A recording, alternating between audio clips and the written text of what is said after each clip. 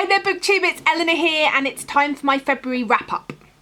So I had a really good reading month. I read 23 things this month and that was very much helped by the Let's Get Graphic readathon, which was a one-day graphic novel comic readathon that myself and my friend Caitlin from Kitty G hosted, which was so much fun and lots of Instagram goodness. And so without further ado, let's get into the wrap up. Now you all know this by now, but this is just a quick wrap up of everything I've read because I do reviews of every book I've read during the week, so you can find out more of my thoughts in my weekly wrap ups.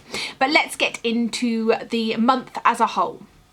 So as I said, I read 23 things. I gave 4 5 stars, 10 4 stars, 8 3 stars, and 1 2 stars. I managed to tick off 2 squares from my diversity bingo. I read 6 books that were 400 plus pages and I listened to 3 audiobooks. Of those books I read, there was 1 middle grade, 1 non-fiction, 2 YA contemporary, 3 general fiction, 3 YA science fiction and fantasy, 3 science fiction and fantasy, and a big whopping 10 graphic novels. So let's talk about what those were and the star ratings. My 2-star rating was The Eternal Smile. My 3-star ratings were Great, Eligible, Revenger, Billy and Me, The Hawkweed Prophecy, Food Anatomy, Dream a Little Dream, and Monstrous. My 4-star reads Of Sand and Malice Made, Blood Upon the Sand, My Lady Jane, In Real Life, Drama, The Cute Girl Network, Saga Volume 6, the 2 book buddy box picks for March, so I can't tell you what they are because they're still winging their way to people and that would be a spoiler, and Happy Mum, Happy Baby. And then my 5-star reads Ghosts by Raina Telgemeier, Tomboy by Liz Prince, The Hate You Give by Angie Thomas, and Descender Volume 2.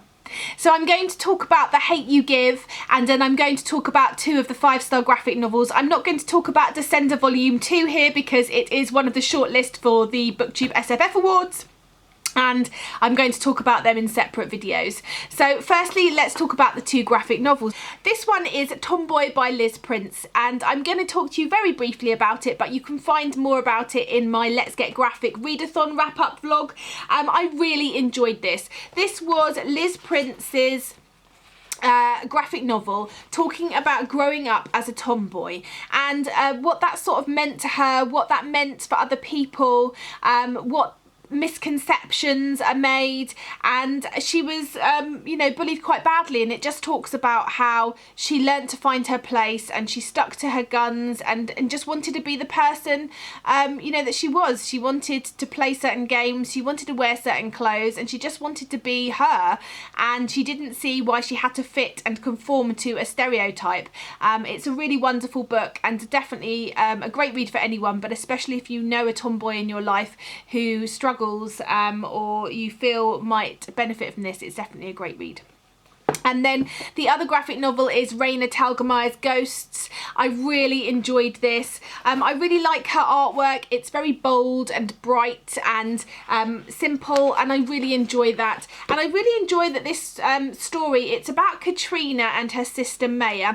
And Maya's got cystic fibrosis, and so they're moving to a different town. And it's about the town they move to. It's about the Day of the Dead. It's about ghosts. It's about the sisters' relationships, it's about the sisters' fears and desires, and it's wonderful. It's a really wonderful book, and I really enjoyed this. I definitely recommend it. I really love Raina Telgemeier's writing. She's a really good writer, and I really enjoy all her graphic novels that I've read so far.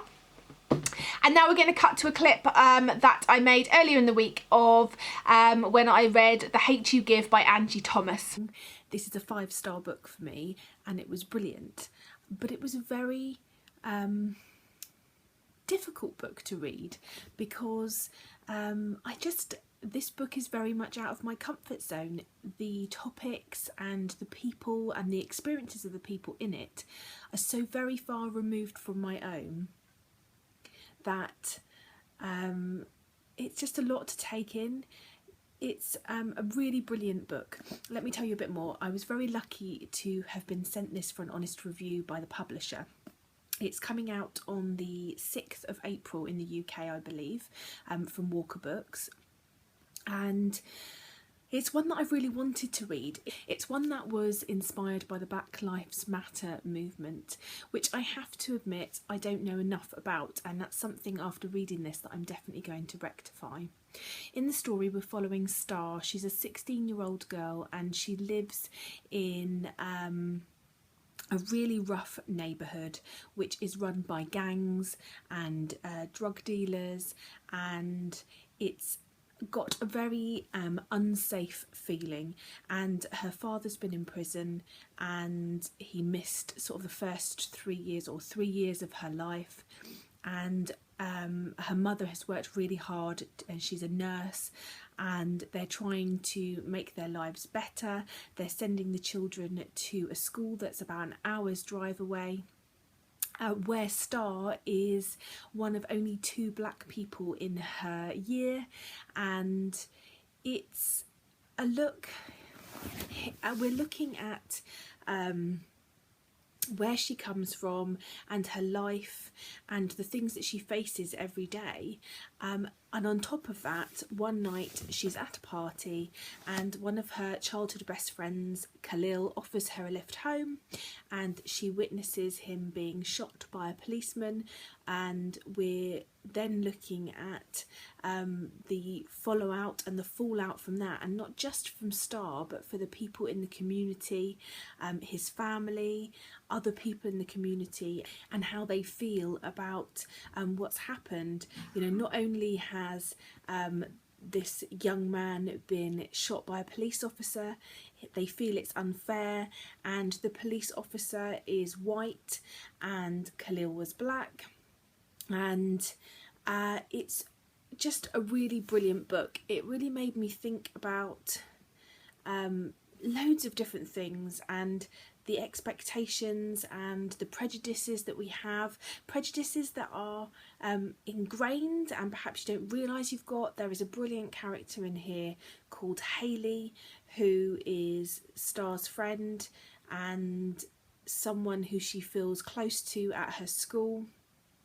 And we discover as the book goes on how little Hayley knows about Star's life and how little she cares about certain things, and how her ingrained prejudices can affect how she speaks and acts and behaves with Star.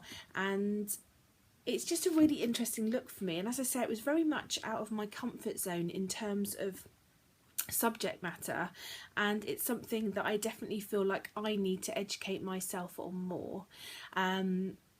You know, I live in a country where the policemen don't have guns and where guns aren't readily available. You know, you can't have a gun, it's illegal, and so gun crime, I believe, don't quote me, is probably a lot less in the UK than it is in the US. And I certainly feel like this book is going to bring up a lot of interesting conversations and topics, and it says on the back here that it's already had its movie rights sold to Fox 2000, and Amanda Stenberg, who was in the Hunger Games, is going to star in it, so I'd be really interested to see that when it comes out as well, and how they portray it. I think it will be a very moving story. It's just a brilliant book. I definitely recommend people read it.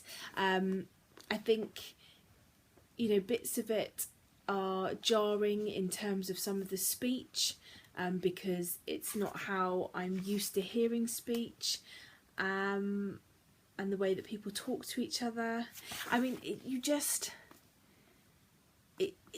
feels so foreign to me, and to imagine that actually things like this are going on in the world out there, I feel very sheltered, and I definitely feel like this is something that needs to be read, needs to be thought about, needs to be shared. yeah, it was a brilliant book and I gave it 5 stars, so I definitely recommend this. Anyway, that is my wrap up of February. I hope you all had a good February and I look forward to chatting to you soon. Maybe let me know in the comments down below, did you give any 5 stars this month? And if so, what were they? That's it from me. Bye for now, BookTube.